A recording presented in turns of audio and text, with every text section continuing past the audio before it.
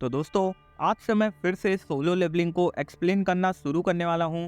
तो दोस्तों, आज की वीडियो में मैं आपको एक्सप्लेन करूंगा सोलो लेवलिंग के सीजन 2 के एपिसोड नंबर 5 को, यानी कि एपिसोड नंबर 17 को। तो चलिए एपिसोड की शुरुआत करते हैं। उससे पहले मैं आपको एक बात बताना चाहता हूँ। इस वीडियो पे आप लोगों का लाइक एम है 1 के लाइक्स का। अगर आप लोग 1 के लाइक्स कर दोगे तो मैं जल्दी से अगला पार्ट भी लेके आऊँगा। तो दोस्तों, मैं बस आपसे एक रिक्वेस्ट करना चाहता हूँ कि दोस्तों, इस टाइम मेरा चैनल थोड़ा डाउन चल रहा है, इसलिए 1 के लाइक्स कर दो यार। आपका क्या जाएगा भाई, बस एक लाइक और सब्सक्राइब भी तो दबाना है। तो चलिए शुरू करते हैं। लास्ट एपिसोड में हमने देखा था जिन्हों ने एक इंस्टेंट डजन को खोला था, उसमें वो काफ़ी आगे बढ़ चुका था। उसके सामने एक काफ़ी मोटा सा और ताकतवर मॉन्स्टर आ जाता है। जिन्हो उससे फाइट चालू कर देता है। जिन्हो उसे हिट करके काफ़ी पीछे फेंक देता है। जिसके बाद जिन्हो अपने स्टैट्स को देखता है तो उसने गलती से अपने स्ट्रेंथ के स्टैट्स को बढ़ा दिया था। ये सोच सोच के वो अपने आप को बेवकूफ़ समझ रहा था। उतने में वो मॉन्स्टर दोबारा खड़ा हो जाता है। इस बार वो अपने रेज मोड को चालू कर लेता है। वो मॉन्स्टर बहुत तेजी से जिन्हो की तरफ बढ़ रहा था। जिन्हो सोच रहा था ये इतना मोटा बड्ढा मॉन्स्टर इतनी तेज कैसे काम कर रहा है। जिन्हो डिसाइड करता है कि वो इस मॉन्स्टर पे उस टाइम पे हमला करेगा जब ये पागलों की तरह जिन्हो की तरफ बढ़ रहा होगा। जिन्हो ऐसा ही करता है, वो सीधा उस मॉन्स्टर की तरफ बढ़ जाता है। लेकिन मानो वो मॉन्स्टर भी ऐसे ही समय का इंतजार कर रहा था। वो मॉन्स्टर भी जिन्हो की तरफ सीधा हमला करने लगता है। जिन्हो अपने डोमिनेटर्स टच का इस्तेमाल करके उस सिचुएशन से एस्केप करता है।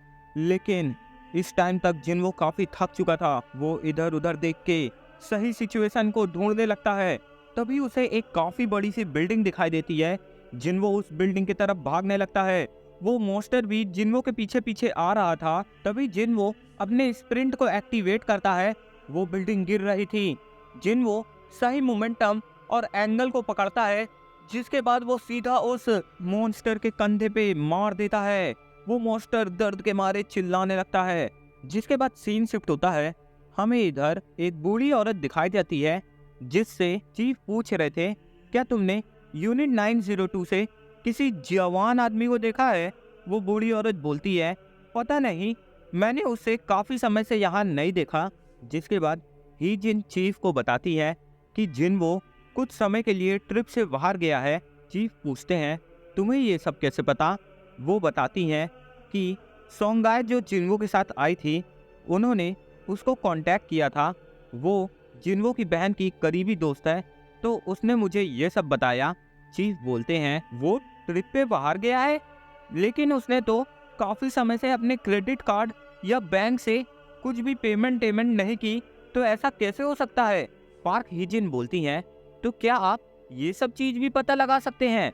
चीफ बताते हैं कि मैं हंटर एसोसिएशन से हूँ, मेरा काम ही है हंटर्स पे नज़र रखना, तो मैं ऐसे छोटे मोटे काम भी नहीं कर सकता। चीफ मनी मन बोल रहे थे आखिर वो गया कहाँ।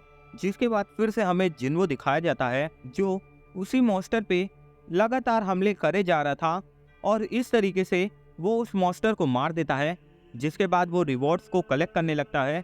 वो देखता है उसे काफ़ी अच्छे रिवॉर्ड्स मिले थे। उसे एक डेमन मोनार्क्स ईयरिंग मिली थी और ऑर्ब ऑफ एवेरिस के साथ साथ वॉल्कन्स हॉर्न, और साथ ही साथ उसे वर्ल्ड ट्रीज फ्रैगमेंट मिला था। उसकी नज़र वर्ल्ड ट्री फ्रैगमेंट पे जाती है। वो सोचने लगता है आखिर इसका काम क्या होगा, मैं इसका काम जाने बिना फेंक भी नहीं सकता। जिसके बाद वो डेमन ईयरिंग को पहन लेता है। वो समझ जाता है इसका पूरा सेट है साथ में। वो सोचने लगता है क्या वो इसी तरह अगर हंटिंग करता रहेगा तो उसे पूरा सेट आइटम मिल जाएगा। जिसके बाद वो ऑर्ब ऑफ एवेरिस का डिस्क्रिप्शन पढ़ता है। उसमें लिखा था कि ये किसी भी मैजिक अटैक का डैमेज डबल कर देगा। जिसके बाद वो अपने विच को ये ऑर्ब देता है, लेकिन विच का डैमेज जो था वो नहीं बढ़ता। जिसके बाद उसे पता चलता है कि वो ये आइटम किसी को नहीं दे सकता। जिसके बाद सीन शिफ्ट होता है। हमें वोंग सुक दिखाया जाता है, जो जिन्हो के फादर से बात कर रहा था। हाँ, ये बंदा जो है ये जिन्हो का फादर है। मैंने आपको ये एक शॉर्ट में भी बताया था। वोंग सुक सुंग ली हॉन से पूछ रहा था तुम मॉन्स्टर तो नहीं हो। ली वॉन बोलता है नहीं, मैं कोई मॉन्स्टर नहीं हूँ, मैंने कितनी बार बताया कि मैं एक इंसान हूँ। वोंग सुक बोलता है हम कैसे विश्वास कर ले, तुम 10 साल तक एक गेट के अंदर फंसे थे।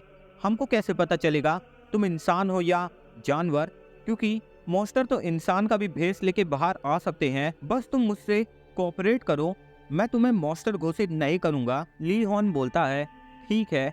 जिसके बाद वोंग सुक पूछता है तो क्या तुम डजन के अंदर मर गए थे? क्योंकि अगर तुम मरे नहीं तो तुम 10 साल तक वहां जिंदा कैसे थे? और अगर कोई मर सकता है तो वो क्या वापस भी आ सकता है? सुंग ली हॉन बोलता है नहीं, ऐसा कुछ नहीं हो सकता। तो मैं क्या तुमसे भी एक सवाल पूछ सकता हूँ? वोंग सुक बोलता है सवाल सिर्फ मैं पूछने वाला हूँ। ली वॉन अपना सवाल पूछने लगता है। वो पूछता है गेट और मॉन्स्टर्स, तुम्हें इस टॉपिक के बारे में कितना पता है? वोंग सुक बोलता है एक सेकेंड, क्या तुम्हें डजन्स के बारे में कुछ बताना है? ली वॉन बोलता है हाँ। जिसके बाद वो बताने लगता है कि एक बहुत बड़ी तबाही होने वाली है और मैं उसी तबाही को रोकने वाला हूँ। अभी तो तुमने बस उस बड़ी तबाही का एक झलक देखा है। वोंग सुक बोलता है तो वो तबाही क्या है? ली वॉन बोलता है मैं तुम्हें इस बारे में कुछ नहीं बता सकता। वोंग सुक बोलता है तुम किसी तबाही को रोकना चाहते हो और तुम मुझे उसके बारे में बता भी नहीं सकते? ये कैसी बात हुई? तुम्हें नहीं लगता हमें साथ में काम करना चाहिए? ली वॉन बोलता है नहीं, क्योंकि अगर तुम उसके सामने जाओगे, चाहे तुम जितने ताकतवर हो, तुम आराम से मारे जाओगे। तुम्हें ये तो पता ही होना चाहिए था, क्योंकि तुम थोड़े ताकतवर तो हो ही। वोंग सुक बोलता है तुमने मुझे कम समझने की कोशिश भी कैसे करी? मेरा शायद तुमसे बात करना ही बेकार है। जिसके बाद वोंग सुक उसके आइडेंटिटी डेटा को देखने लगता है। वो डेटा को देखते देखते ली वॉन से बोलता है तुम तो अपने जवानी में काफ़ी ज़्यादा कामयाब थे। उस समय तक तुमने काफ़ी पैसा कमा लिया होगा, तो अब तो तुम आराम से अपनी ज़िंदगी काट सकते हो। तुम्हें दिक्कत क्या है? रुको एक सेकेंड, क्या तुम्हारे 2 बच्चे हैं? ली वॉन बोलता है हाँ, मेरे 2 बच्चे हैं, एक बेटी और एक बेटा। वोंग सुक बोलता है तो तुम अपने बच्चों के नाम बताओगे? ली वॉन बोलता है मेरी बेटी का नाम है जिनहा और मेरे बेटे का नाम है संग जिनवो। ये सुनते ही वोंग सुक स्माइल करने लगता है और बोलता है कुदरत ने मुझे एक और मौका दे दिया उस जिनवो से बदला लेने का। अब फाइनली मैं उससे बदला ले पाऊंगा। ली वॉन बोलता है तुम इतना स्माइल क्यों कर रहे हो? आखिर तुम मेरे बेटे और बेटी का नाम जान के क्या करने वाले हो? वोंग सुक बोलता है तुम्हें उससे क्या मतलब? मैं तुम्हें नहीं बताने वाला, मैंने पहले ही बोला था, सवाल सिर्फ मैं करूंगा। ली वॉन बोलता है अगर तुम मुझे ये सब नहीं बताओगे तो मैं तुम्हें छोड़ूंगा नहीं। वोंग सुक बोलता है तुम क्या करोगे? ली वॉन बोलता है मैं ताकत का प्रदर्शन करूंगा। उतने में ही वोंग सुक बजल को दबा देता है और बोलता है ये मॉन्स्टर है, इसे कैद कर लो। ये मॉन्स्टर है, ये कभी भी हमला कर सकता है, यहाँ से बच के भाग जाओ। बाकी ऑफिसर्स वहां से चले जाते हैं। जिसके बाद वोंग सुक ली वॉन से बताता है मैं हाल ही में साउथ कोरिया गया था, मैं तुम्हारे बेटे के बारे में बहुत कुछ जानता हूँ। मैं अगर सीधा सीधा तुम्हें बताऊं तो तुम्हारा बेटा मर गया है। ये सुनकर ली वॉन एकदम शॉक में आ जाता है। जिसके बाद हमें फिर से जिनवो दिखाया जाता है जो डजन के अंदर आयरन और इग्रिस से बोलता है जल्दी से रास्ता खाली करो, क्योंकि उनके सामने काफ़ी सारे स्केलेटन वाले मॉन्स्टर्स थे। जिनवो उन स्केलेटन्स के सरदार से बोलता है क्या तुम्हें डर लगता है? मुझे उससे कोई फर्क नहीं पड़ता। जिसके बाद जिनवो उसको कच्चा काट डालता है। कच्चा ही काटेगा भाई, पका के थोड़ी ना काटेगा। जिनवो को इस मॉन्स्टर को हराने के बाद एक spring water of the ending forest मिला था। उसको 2 लाख एक्सपी मिली थी। साथ ही साथ उसे मीटर्स पेंडन मिला था और साथ ही साथ 220 डेमन की सोल और उसका लेवल भी 2 बढ़ चुका था। जिनवो बैठे बैठे बोल रहा था इसका मैजिक काफ़ी ज़्यादा पावरफुल था, मैं इसे कंट्रोल करना चाहता था, क्योंकि अगर मैं इसे अपने वश में कर लेता तो मैं इसके जैसे काफ़ी सारे मॉन्स्टर्स को कंट्रोल कर सकता।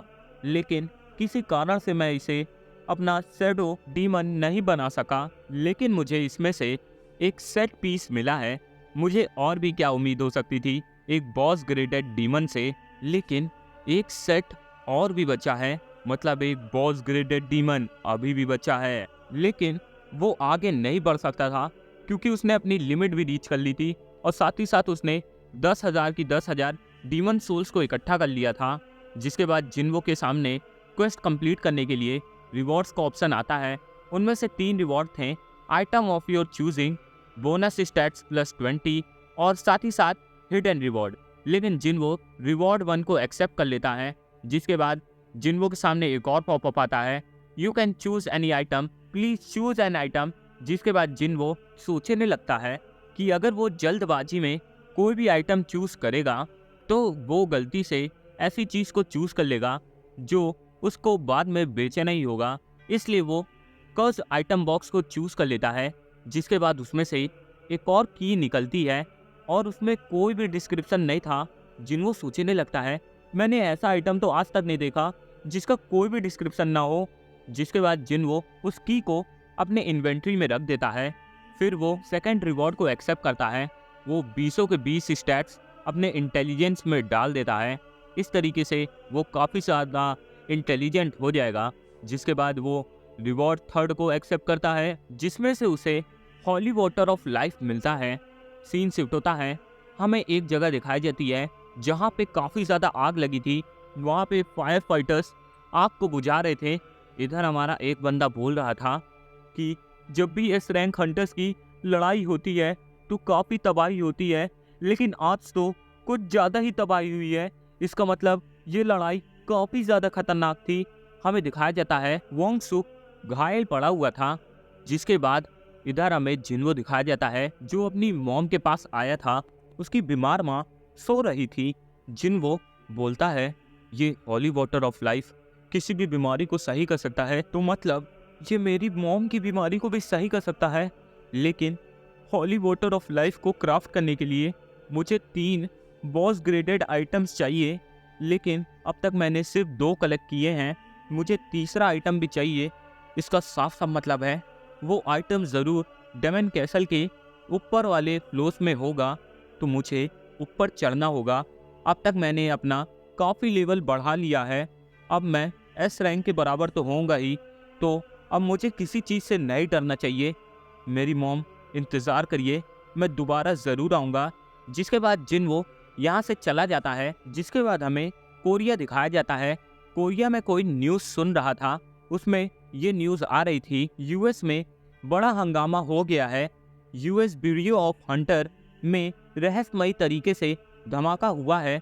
एक ये भी अफवाह है कि एस रैंक के हंटर्स के बीच में लड़ाई हुई है। एक आदमी हंटर्स के बारे में उल्टा सीधा बोल रहा था कि ये हंटर्स ही दुनिया को ख़त्म करेंगे मेरे ख्याल से। तो तभी उस आदमी को उसकी असिस्टेंट बुला के बोलती है कोई हंटर आया है। जिसके बाद वो बंदा बाइक योनहो को फ़ोन करके बोलता है, मास्टर आप कल जिस हंटर के बारे में बात कर रहे थे वो तो सच में यहाँ आ गया। बाइक योनहो बोलता है, क्या वो किस काम के लिए आया है? जिसके बाद वो आदमी बताता है कि वो अपनी रैंक को फिर से इवेल्युएट कराने आया है। जिन्वो फिर से अपनी रैंक को चेक कराने आया है। और यहीं पे अपना एपिसोड एंड हो जाता है। तो दोस्तों जल्दी से वीडियो पे लाइक कर दो यार, 1000 लाइक्स कर दोगे यार, मैं अगला पार्ट जल्दी से लेके आ जाऊंगा यार। आप लोग लाइक करने में थोड़ी कंजूसी करते हो, इसीलिए हमारे चैनल की रीच घट गई है। और अभी मैंने misfit of the demon academy डाला है, तो जाके देख लो भाई, बहुत मेहनत लगी थी उस वीडियो में, लेकिन आपने 100 व्यूज़ भी नहीं लाया है यार, बहुत रोना आ रहा है यार, जाके कर दो यार। और अब मैं रेगुलर वीडियोज़ डालने वाला हूँ, तो बस कैसे हर वीडियो पे आप 10 के प्लस व्यूज़ लेते आओगे ना, तो मैं सोलो लेवलिंग डालना नहीं छोड़ूंगा। लेकिन 10 के व्यूज़ और 1 के लाइक्स नहीं होंगे ना, तो बुरा लगता है, डीमोटिवेशन हो जाता है यार। तो जाके